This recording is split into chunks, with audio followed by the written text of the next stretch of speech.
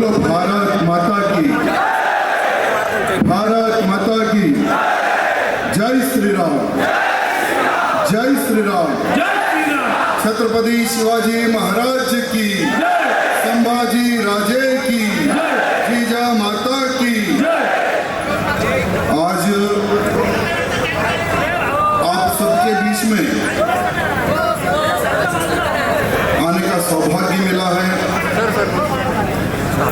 इसके लिए मैं संभाजी फाउंडेशन के सभी कार्यकर्ताओं को धन्यवाद प्रकट करता हूं। साथ ही साथ आज धर्मवीर छत्रपति संभाजी महाराज जी की जयंती के शुभ अवसर पर जितने भी जो यहाँ पर छत्रपति शिवाजी महाराज के, संभाजी महाराज के मामले पधारे हैं, मैं आप सबको हृदय से धन्यवाद प्रकट करता हूँ। साथ ही साथ यहाँ पर खास करके हमारी महिलाओं की भी संख्या ज्यादा है और नौजवानों की भी संख्या ज्यादा है। क्या मेरी आवाज कोने तक आ रही है? मेरी आवाज कोने तक आ रही है? आ रही है कोने तक आवाज? बोलो भारत माता की, भारत माता की, भारत माता की। यानी कोने तक मेरी आवाज नहीं जा रही है। इस हमारे हिंदुस्तान में मेरे मित्रों, एक से बढ़कर एक हिंदू योद्धाएं रहे हैं। आज हमारी इस मातृभूमि की रक्षा के लिए, हमारे देश धर्म की रक्षा के लिए कईयों वीरों ने अपने प्राणों का बलिदान दिया, तब जाकर आज हम गर्व से कहते हैं कि मैं हिंदू हूं। औरंगजेब के समय पर, औरंगजेब के अत्याचार के विरुद्ध में अगर छत्रपति शिवाजी महाराज ना लड़ते तो क्या आज हम हिंदू होते? क्या आज हम हिंदू होते? अरे ऐसे वीर छत्रपति शिवाजी महाराज के बेटे धर्मवीर संभाजी महाराज जी अगर देश धर्म समाज की रक्षा के लिए अगर ना लड़ते तो क्या आज हम हिंदू होते? हिंदू होते क्या? तो आज हमें ये संकल्प लेने की आवश्यकता है कि जियो तो शिवाजी जैसा, मरे तो संभाजी जैसा।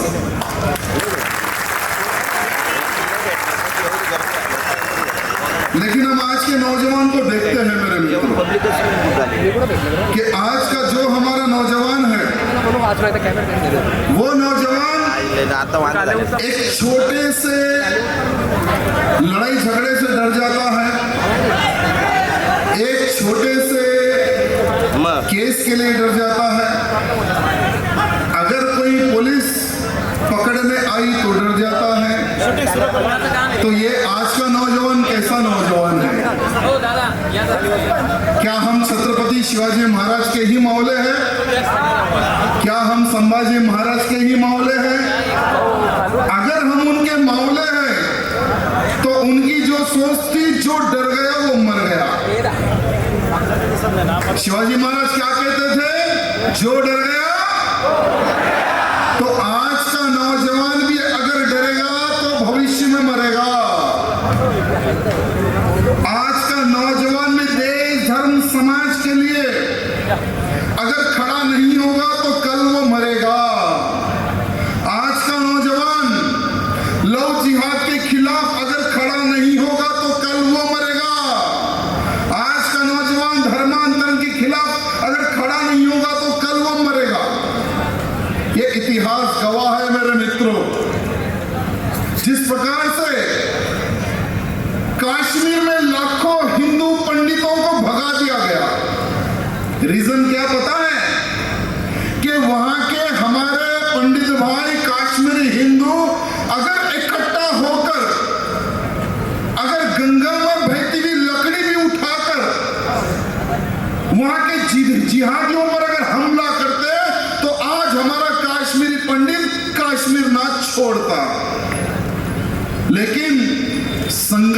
कमी थी, इसलिए मेरे भाई बंधुओं ने कश्मीर छोड़ दिया।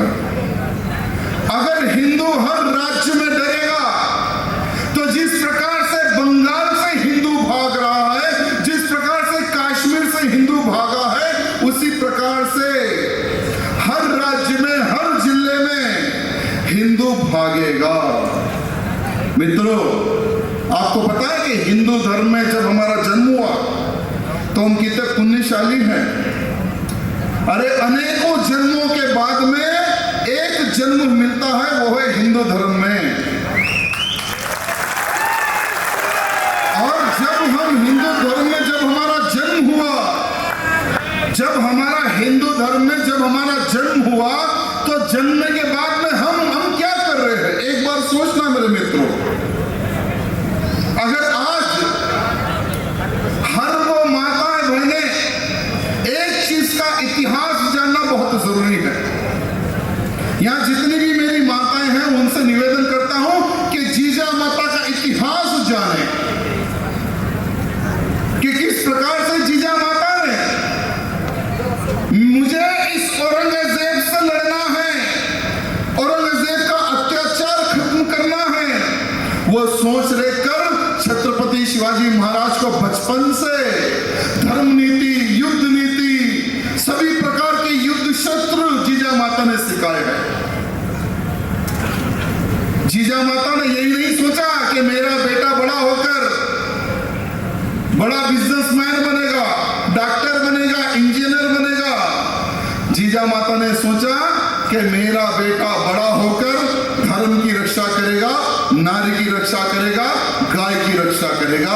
ये जीजा माता की सोच थी मेरे में। लेकिन आज हम हमारी बहनों की सोच देखते हैं। आजकल हमारी बहन बेटियां इंस्टाग्राम में बिजी है, रील बनाने में बिजी है। अगर हम ऐसे ही अपने आप को बिजी रखेंगे तो जब हम जागेंगे तो हमें देखने के लिए हिंदू नहीं बचेगा। ये बात ध्यान रखना। आज जिहादियों की सोच क्या है? जिहादियों का संकल्प क्या है? जिहादी क्या सोच रहे हैं? ये हमें सोचने समझने की आज आवश्यकता है। क्या आज हम हमारे बच्चे को अगर देश के लिए, धर्म के लिए एक योद्धा अगर नहीं बनाएंगे ना, तो कल मैं चैलेंज करता हूं इस धरती से, नासिक की धरती से चैलेंज करता हूं, कल आपके घर कोई जिहादी आएगा, कहेगा कि ये घर मेरा है, घर के बाहर निकलो। कहेगा कि आपकी बेटी, आपकी बहन मुझे पसंद है, मैं इसको उठा ले जाऊंगा। आप कुछ नहीं कर सकेंगे, क्योंकि आज का जो हमारा नौजवान है वो लड़ना नहीं जानता। आज का जो हमारा नौजवान है वो युद्ध नीति नहीं जानता। यहां पर बहुत सारे ऐसे नौजवान हैं जो देखने में सिंगल फसली के हैं।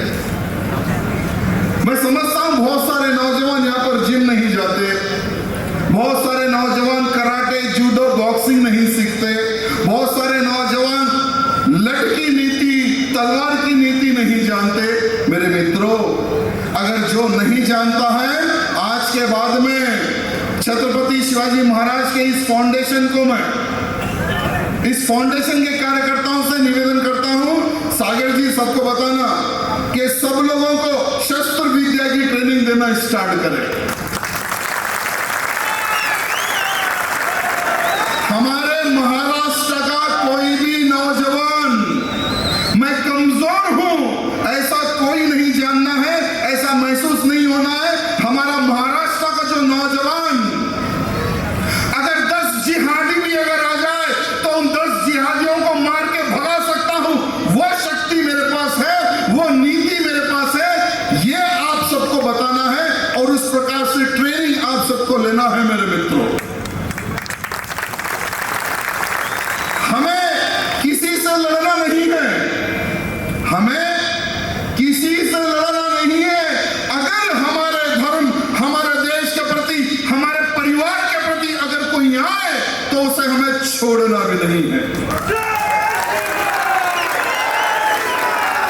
क्या छोड़ोगे?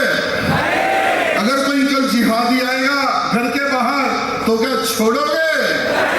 लो जिहादी को छोड़ोगे? लो हत्यारे को छोड़ोगे? अगर नहीं छोड़ना है तो पहले अपने आप को मजबूत बनाओ मेरे मित्रों। अपने आप में इतनी शक्ति पैदा करो, कराटे, बॉक्सिंग, हर वो ट्रेनिंग आप प्राप्त करो कि अगर आप अकेले भी चले जाए, कहीं पर हमारी बहन बेटी पर अत्याचार होता है, जुल्म होता है, किसी हिंदू पर अगर जुल्म होता है तो उसको बोलना कि मैं तेरे साथ हूं। आज हम देखते हैं कहीं पर भी रोड पर अगर एक्सीडेंट हो जाए, अगर कोई व्हाइट टोपी वाला कोई दूसरे से अगर एक्सीडेंट हो जाए तो व्हाइट टोपी वाले के समर्थन में कितने लोग खड़े हो जाते हैं? कितने लोग खड़े हो जाते हैं? देखे होंगे ना आप सब लोग। अगर वही तिलकधारी से अगर किसी से एक्सीडेंट हो जाए तो उस तिलकधारी के साथ में कितने लोग खड़े होते हैं? एक भी नहीं। क्योंकि दूर से देखते हैं क्या हुआ, अरे यार अपनों क्या करना है, चल थोड़ा गाड़ी पलटाएंगे, साइड करेंगे, पहले अपन निकल जाएंगे। ये हमारे में फीलिंग है। क्यों? इसका एक रीजन है, क्योंकि हमारे पास किसी कॉलेज में, किसी स्कूल में, किसी मंदिर में संगठन के बारे में नहीं बताया जाता। कॉलेज में, स्कूल में, मंदिरों में हिंदुत्व क्या है ये नहीं बताया जाता। कॉलेज, स्कूल, मंदिरों में अगर एक हिंदू को अगर किसी प्रकार की कोई दिक्कत आ जाए तो उसके साथ 10 हिंदू खड़े हो जाना है, ये नहीं बताया जाता। क्यों नहीं बताया जाता? इस पर विचार विमर्श करो। और आज आपको एक संकल्प लेना है, मंगलवार के दिन हो या शनिवार के दिन हो, कोई भी एक टाइम नजदीक में जहां कहीं भी मंदिर हो वहां पर हनुमान चालीसा का पाठ करना प्रारंभ करो। अगर हमारे मंदिरों में पहले 10 हिंदू आते होंगे, शुरू करो। 20 हिंदू आते होंगे, शुरू करो। 40, 50, 100, 200 जितने आते हैं शुरू करो। उसके लिए गुरु बनाओ। आज हम ये मंदिर में हनुमान चालीसा का पाठ करेंगे, कल वो मंदिर में हम हनुमान चालीसा का पाठ करेंगे। वहां के गुरु को हम तैयार करेंगे, वहां के बस्ती के मित्रों को हम तैयार करेंगे। अगर ये काम अगर आप स्टार्ट करते हो, हनुमान चालीसा के पाठ के बाद में 2 मिनट का धर्म का ज्ञान दो मेरे मित्रों, सिर्फ 2 मिनट। क्योंकि हमारे हिंदुओं में ज्यादा देर बैठने की क्षमता नहीं है, ज्यादा देर हिंदू बैठ नहीं सकता। मंदिर में आ जाए बहुत बड़ी बात। हनुमान चालीसा पाठ के बाद में उसको कहना कि मेरे भाई हम सब एक है का तो नारा आपने सुना होगा, लेकिन उसको नारे तक हमें सीमित नहीं रखेंगे, उसके ऊपर हम काम करेंगे और एक हिंदू 10 हिंदुओं को तैयार करेंगे, वो 10 हिंदू से हम 100 हिंदू को तैयार करेंगे, वो 100 हिंदू से 1000 हिंदू को तैयार करेंगे, वो 1000 हिंदू से 1 लाख की सेना बनाएंगे। क्योंकि ये समय की डिमांड है। समय पुकार पुकार के कह रहा है कि जागो रे हिंदू, एक बार तुम जागो, अपना कर्तव्य जानो, अपना लक्ष्य जानो। यह हिंदू पुकार पुकार के कह रहा है मेरे मित्रों। संभाजी महाराज जी की आज जयंती है। संभाजी महाराज की आज जयंती है। जयंती के शुभ अवसर पर हर वो हिंदू को संभाजी महाराज का बलिदान क्यों हुआ उस पर एक बार विचार विमर्श करना मेरे मित्रों। जब छत्रपति शिवाजी महाराज का देहांत हो जाता है, जब छत्रपति शिवाजी महाराज का देहांत हो जाता है, तब औरंगजेब खुशी मनाता है, मिठाइयां बांटता है, दीपावली मनाता है, बोलता है कि मेरा एक बहुत बड़ा शत्रु आज खत्म हो गया। लेकिन उस औरंगजेब को यह पता नहीं कि 23 साल का धर्मवीर छत्रपति संभाजी महाराज नंगी तलवार लेकर मुगलों के काटने के लिए खड़ा हुआ है। उस औरंगजेब को यह पता नहीं था मेरे मित्रों। अरे संभाजी महाराज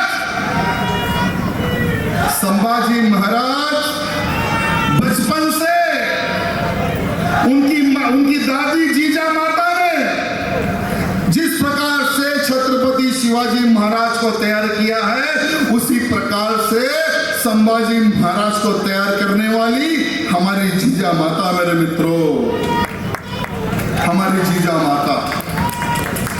और जिस प्रकार से कम उम्र में संभाजी महाराज ने 9 साल की उम्र में सभी राजाओं को संदेश देना प्रारंभ किया, कम आयु में 13 भाषाओं का ज्ञान छत्रपति संभाजी राजे को था, मेरे मित्रों। अरे कई ग्रंथ लिखने वाले हमारे संभाजी महाराज, मेरे मित्रों, वो ग्रंथ पढ़ते नहीं थे, वो ग्रंथ लिखते थे भी और ग्रंथ पढ़ते थे भी। जो ग्रंथ लिखता है ना, वो युद्ध नहीं कर सकता, जो युद्ध करता है ना, वो ग्रंथ नहीं पढ़ सकता, मेरे मित्रों। लेकिन हमारे संभाजी महाराज में इतनी क्षमता थी, वो ग्रंथ भी लिखते थे और युद्ध भी लड़ते थे, मेरे मित्रों। कितनी बड़ी क्षमता थी उनमें। आज हम संभाजी महाराज का अगर इतिहास पढ़ने बैठते हैं तो रोंगटे खड़े हो जाते हैं, मेरे मित्रों, रोंगटे खड़े हो जाते हैं। अरे देश धर्म पर मिटने वाला शेर शिवा का छावा था, देश धर्म पर मिटने वाला शेर शिवा का छावा था। महापराक्रमी परम प्रतापी एक ही शंभू राजा था, एक ही शंभू राजा था। तेजपुंज तेजस्वी आंखें निकल गई पर झुकी नहीं, दुष्टि गई पर हिंदू राष्ट्र का दिव्य सपना तो मिटा नहीं। दोनों पैर कटे शंभू के, ध्यान मार्ग से हटा नहीं। हाथ कटे तो क्या हुआ, सत्कर्म कभी छूटा नहीं। अरे जीविया कटी, संभाजी महाराज की जीभ काटी इन हरामियों ने। अरे जीविया काटी, धर्म का सौदा कभी किया नहीं। शिवाजी का बेटा था वो, गलत राह पर चला नहीं। वर्ष 300 बीत गए, अरे वर्ष 300 बीत गए। अब शंभू के बलिदान को कौन जीता कौन हारा, अरे पूछ लो संसार को। अरे कोटि कोटि कंठों में तेरा आज जय जयकार है। अरे अमर शंभू तू अमर हो गया, तेरी जय जयकार है, तेरी जय जयकार। अरे जिसका इतिहास लिखते हैं ना, मेरे मित्रों, अगर इनमें से कोई मरेगा तो क्या इतिहास लिखा जाएगा, लिखा जाएगा? अरे तुम्हारे अड़ोस पड़ोस के ही लोग रोएंगे कि एक था मर गया। अगर वही तुम देश धर्म के लिए काम करोगे, अब अगर हमारा सागर बेग मर गया ना तो पूरा श्रीरामपुर बंद हो जाएगा।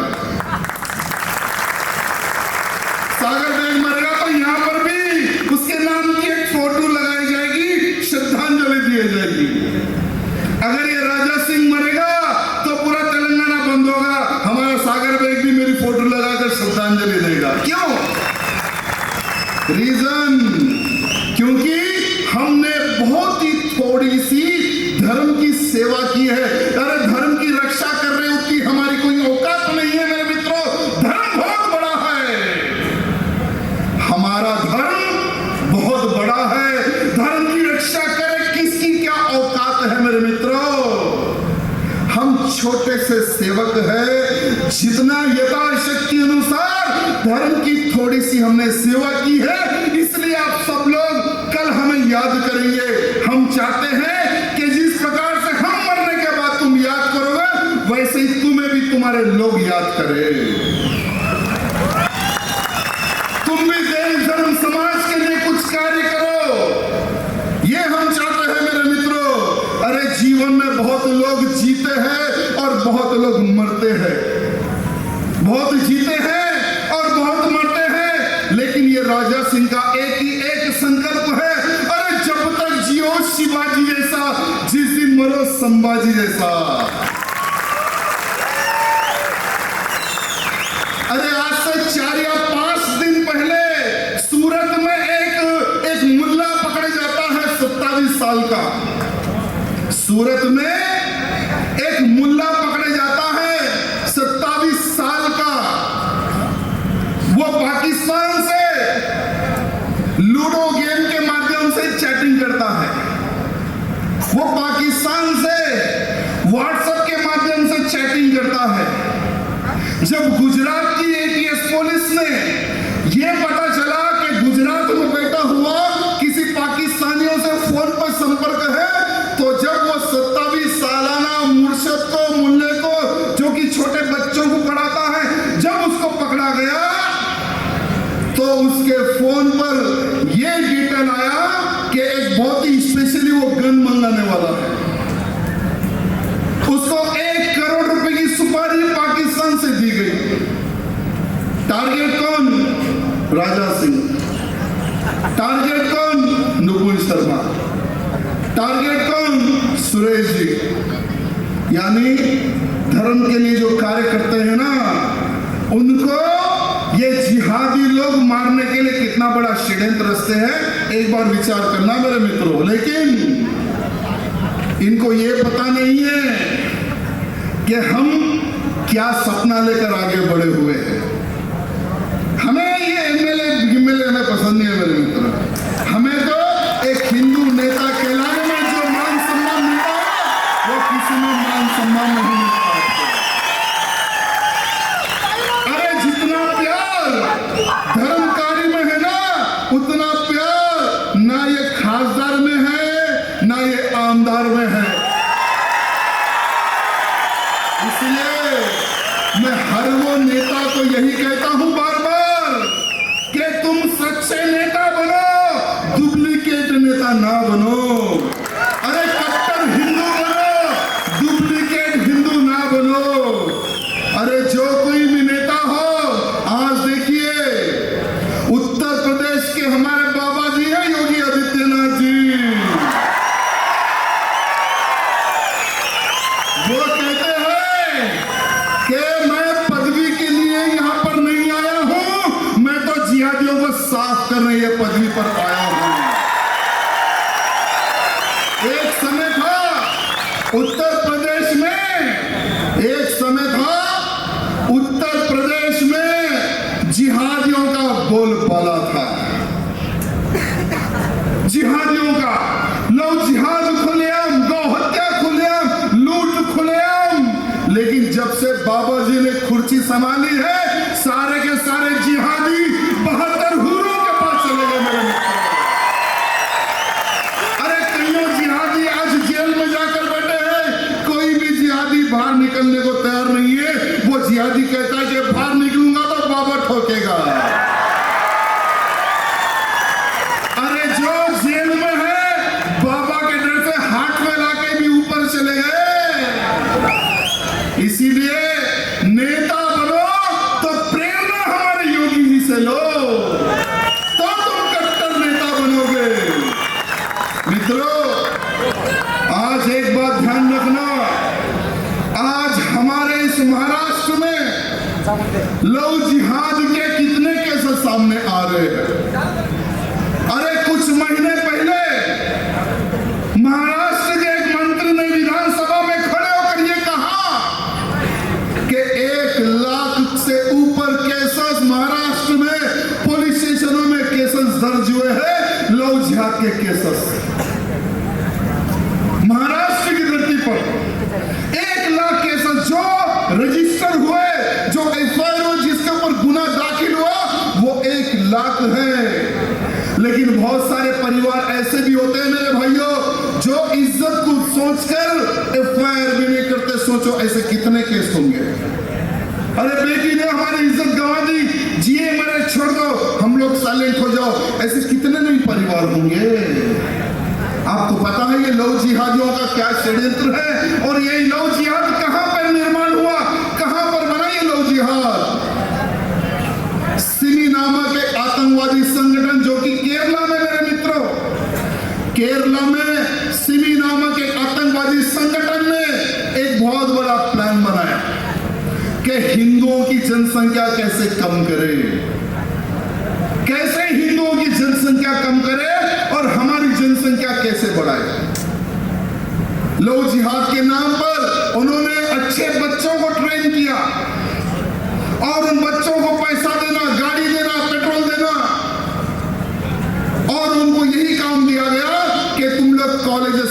चक्कर मारो, हॉस्टल के पास चक्कर मारो, जहां जहां पर बड़े मॉल होते हैं, जहां जहां पर जिम होते हैं, वहां पर चक्कर मारो।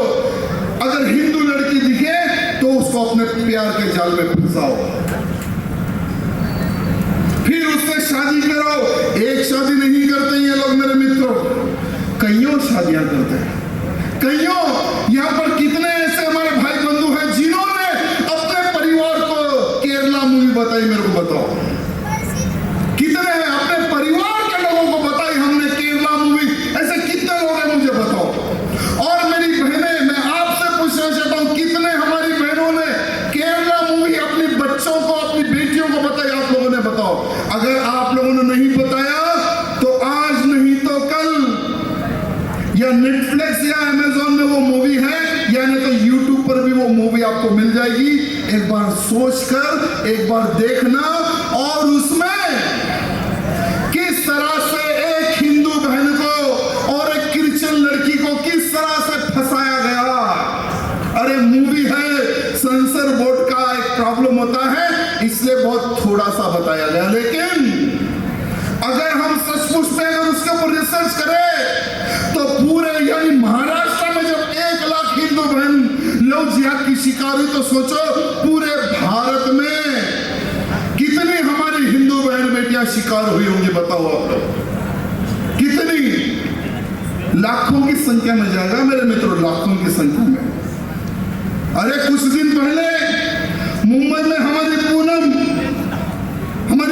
बहन को मार के किस प्रकार से फेंक दिया गया। अरे कर्नाटक में नेहा हीरे, जो कि आप देख सकते हैं बैनर पे 2 फोटो है हमारी 2 बहनों की, किस तरह से मार के फेंक दिया गया। कॉलेज में मार दिया हमारी नेहा को। अगर लव जिहाद में अगर वो बहन रेडी होती है तो भी मरेगी, अगर रेडी नहीं होती है तो भी वो मरेगी। अरे श्रद्धा जी को किस प्रकार से 35 टुकड़ों में इन्होंने काट दिया।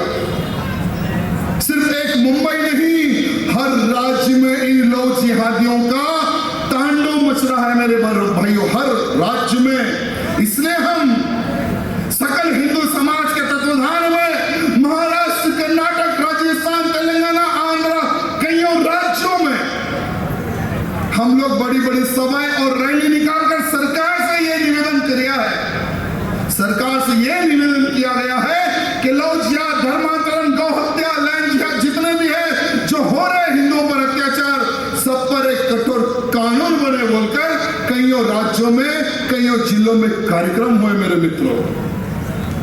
लेकिन ऐसे नहीं होगा, ऐसे कानून नहीं बनेगा जब तक महाराष्ट्र का एक हिंदू मुट्ठी बनकर अगर खड़ा नहीं होगा, तब तक कानून बनने वाला नहीं है मेरे मित्रों।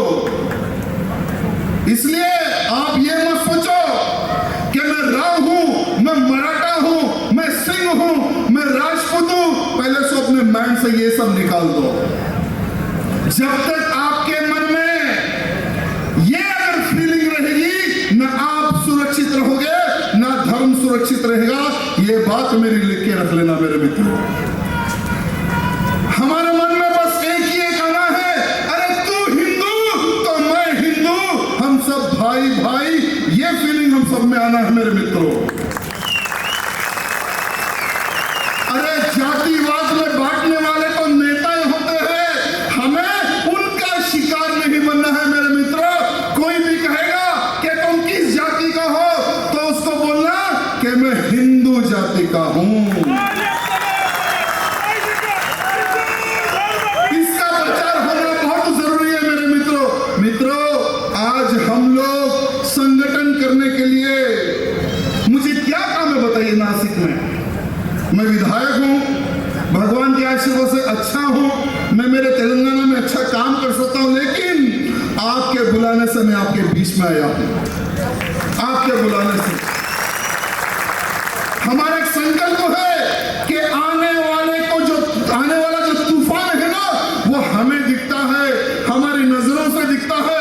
वही तूफान हम आपको बताए कि किस प्रकार से हिंदू समाज को समाप्त करने के लिए एक तूफान आने वाला है।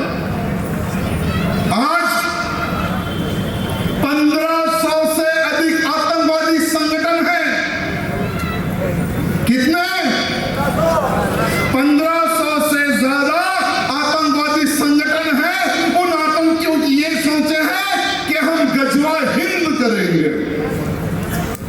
गजवा हिंद का मतलब पता है?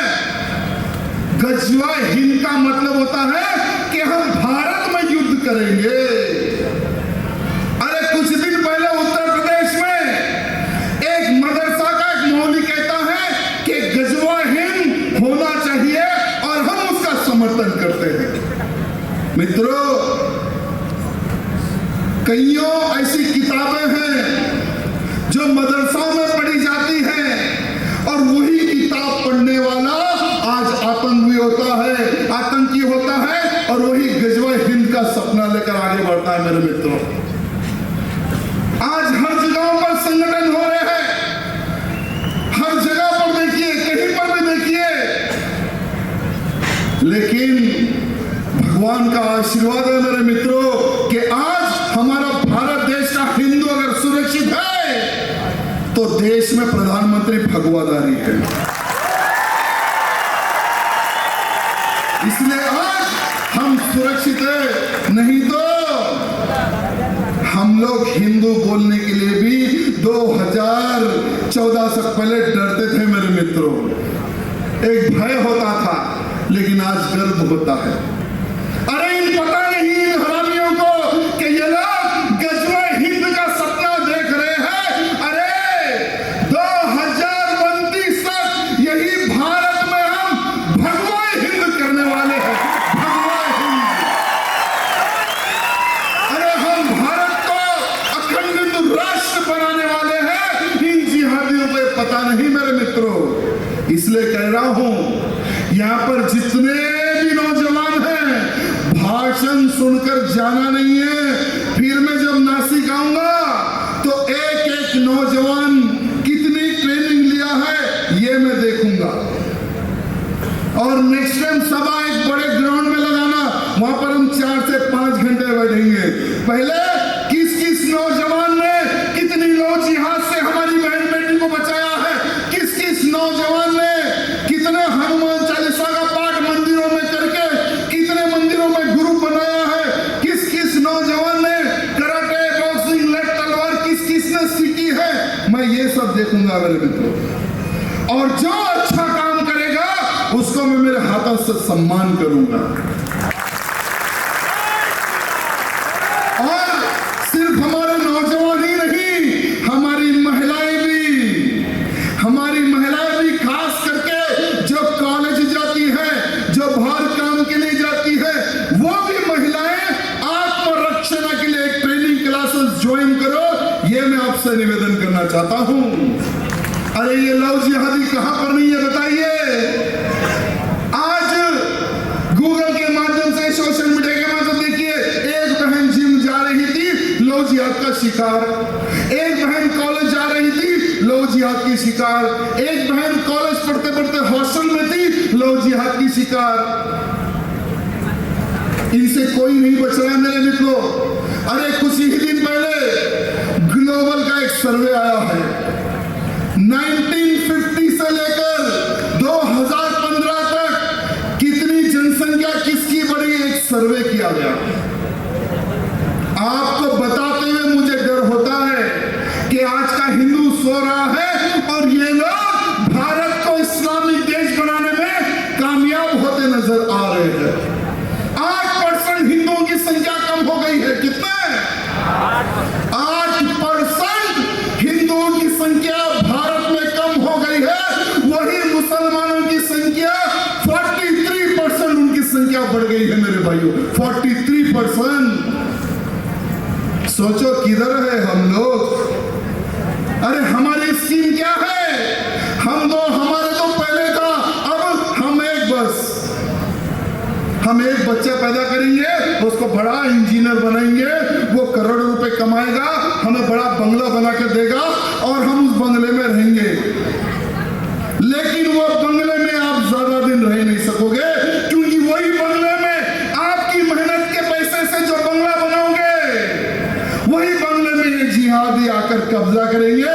क्योंकि इनकी संख्या जहां जहां पर बढ़ती है, इतिहास उठा कर देख लो, वहां पर हिंदुओं पर अत्याचार ही हुआ है मेरे मित्रों, अत्याचार ही हुआ है। इसलिए आने वाले समय में, अभी तो मैं समझता हूं आ रहे हैं तो मुझे बात नहीं करना है, क्योंकि इलेक्शन का कोड होता है। लेकिन चुनाव के बाद में हमें एक अभियान शुरू करना है मेरे मित्रों। महाराष्ट्र में, तेलंगाना में हमारे भी दो रहेंगे। ये होना चाहिए ना, होना चाहिए ना। जिस प्रकार से उत्तराखंड में, आसाम में, उत्तर प्रदेश में यूसीसी आज वक्फ बोर्ड के नाम पर, वक्फ बोर्ड के नाम पर, वक्फ बोर्ड के नाम पर, अरे 2014 से पहले इनके पास 2 लाख एकड़ जगह थी। कितने? वक्फ बोर्ड के पास 2 लाख एकड़ जगह थी। और अगर हम 2014 तक का अगर डाटा निकालेंगे तो इनके पास 10 लाख एकड़ जमीन हो गई मेरे मित्रों। 1951 में हमारे चीचा नेहरू ने एक बहुत अच्छा कानून बनाया इनके लिए। कानून क्यों बनाया? क्योंकि जब देश के 2 टुकड़े इन्होंने किए, हमारे चीचा नेहरू ने देश के जब 2 टुकड़े हुए तो यहां से जो भागे मुसलमान पाकिस्तान, उनकी जमीन बचाने के लिए वक्फ बोर्ड का एक कानून बनाया। और उस कानून को इतना मजबूत किया, सपोज ये घर है, अगर कोई वक्फ बोर्ड की कमेटी बनाई गई, अगर कोई कमेटी मेंबर आ जाए, इस पे अगर एक नोटिस डाल दे कि ये घर वक्फ बोर्ड का है, तो ये मालिक जी, जिस घर का ये मालिक है ना, भारत के किसी भी कोर्ट में ये व्यक्ति नहीं जा सकता। भारत का कोई कोर्ट इसका केस नहीं लड़ेगा। सीधा वक्फ बोर्ड के लोग आएंगे, इस पर बोर्ड लगा लेंगे। ऐसे लाखों घर इन्होंने कब्जा किए, ये वक्फ बोर्ड वाले मेरे मित्रों। लाखों एकड़ जमीन इन्होंने कब्जा की है मेरे मित्रों। इसलिए भारत में यूसीसी यानी कॉमन सिविल कोड का एक कानून जब बनेगा ना, ये वक्फ बोर्ड, गिख बोर्ड कुछ नहीं रहेगा। ये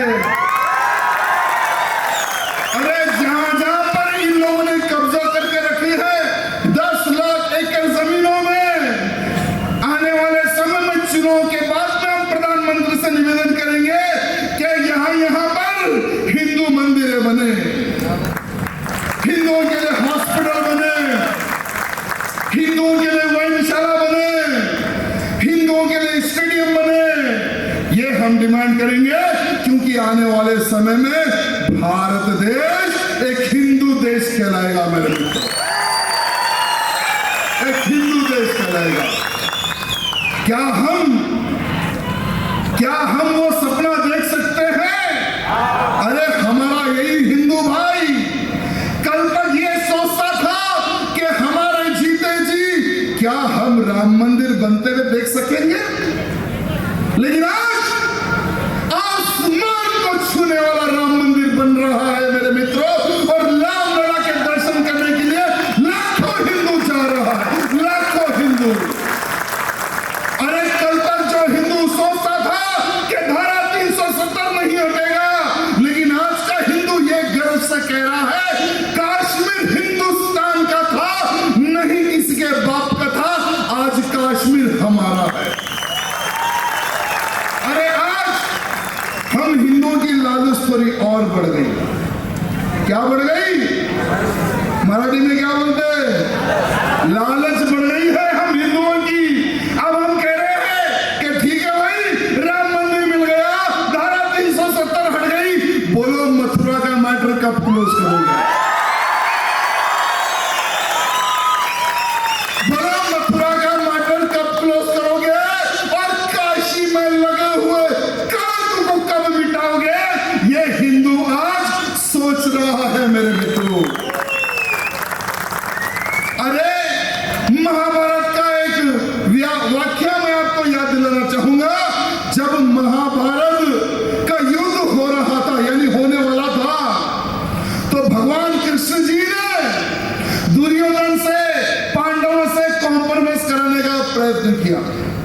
भगवान कृष्ण जी जाते हैं दुर्योधन के पास कि दुर्योधन युद्ध नहीं, बैठकर कॉम्प्रोमाइज कर लो, पांडवों को कुछ दे दो, मेरी बात समझो।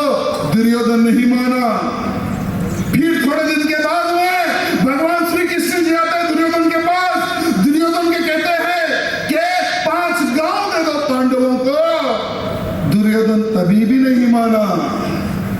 महाभारत का युद्ध हुआ, क्या हुआ इतिहास जानता है मेरे मित्रों। दुर्योधन समाप्त हो गया, उसके साथ जितने लोग खड़े थे सब समाप्त हो गए। लेकिन हम पहले 3 मंदिर मान रहे थे, काशी, मथुरा और अयोध्या। क्यों? क्योंकि हमारे देवों ने वहां पर जन्म लिया, हमारी आस्था जुड़ी हुई थी वो 3 मंदिरों से।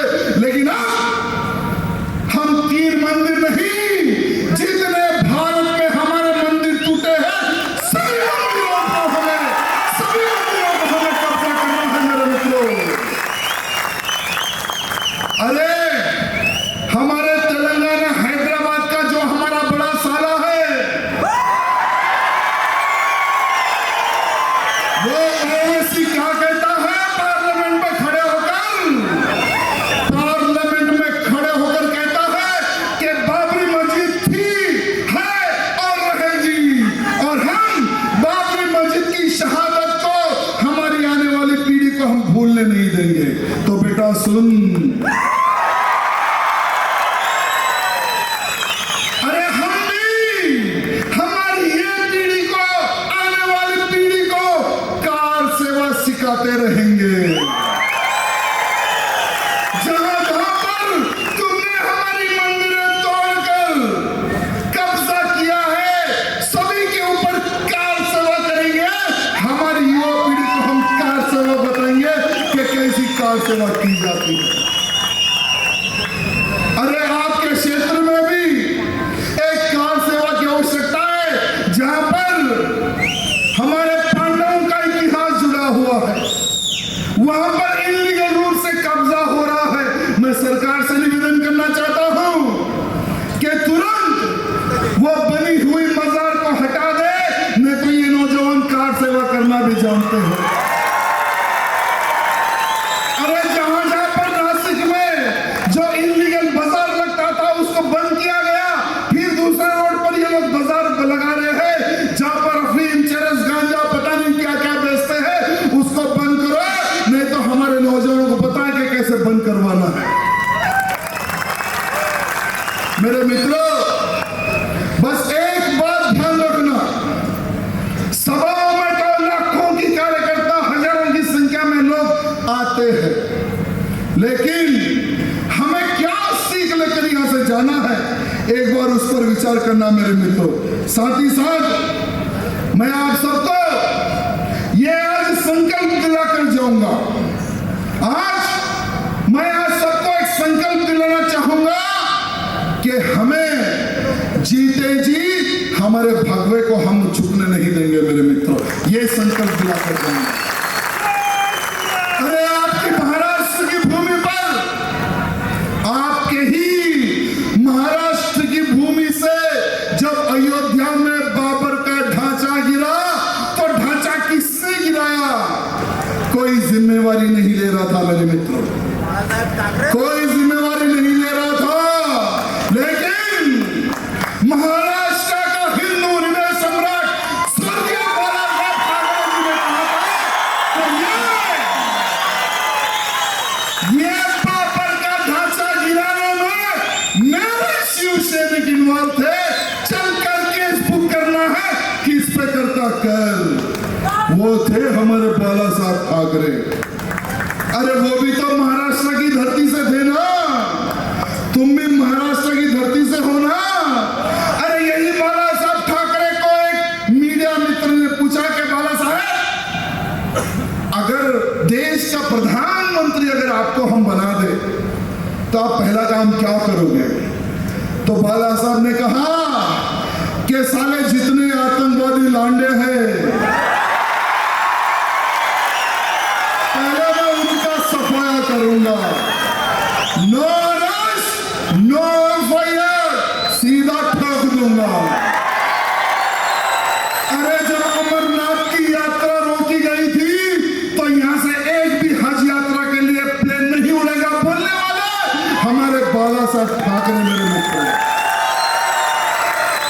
अरे बाला साहब ठाकरे ही कहते थे कि मैं प्रधानमंत्री बनूंगा तो ये जो रोड पर जो कब्जा कर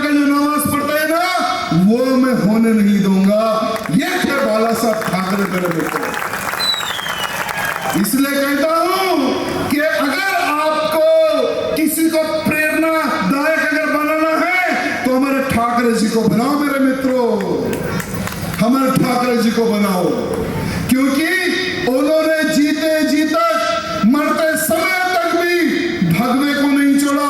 अरे ना वो मुख्यमंत्री थे, ना ही वो प्रधानमंत्री थे, ना वो खासदार थे, ना वो आमदार थे, लेकिन सभी नेता आकर सर झुकाते थे। क्यों? क्योंकि उन्होंने भगवे का साथ नहीं छोड़ा था, इसलिए सब लोग झुकते थे मेरे मित्रों। इसलिए सभी मित्रों से कहना चाहूंगा, भाई आप कौन सा भी झंडा पकड़ो, कौन सा भी झंडा छोड़ो, लेकिन जब आपके हाथ में भगवा आए ना तो मरते दम तक वो भगवा नहीं छोड़ना है मेरे मित्रों। ये मैं आप सबसे निवेदन करना चाहता हूं। जितने भी लोग इस सभा में आए हैं सभी के फोन टॉर्च लाइट ऑन करना है और एक शपथ लेना है। खड़े हो जाओ सब लोग।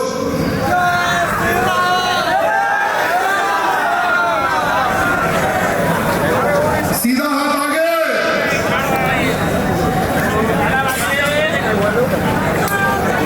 ठीक है?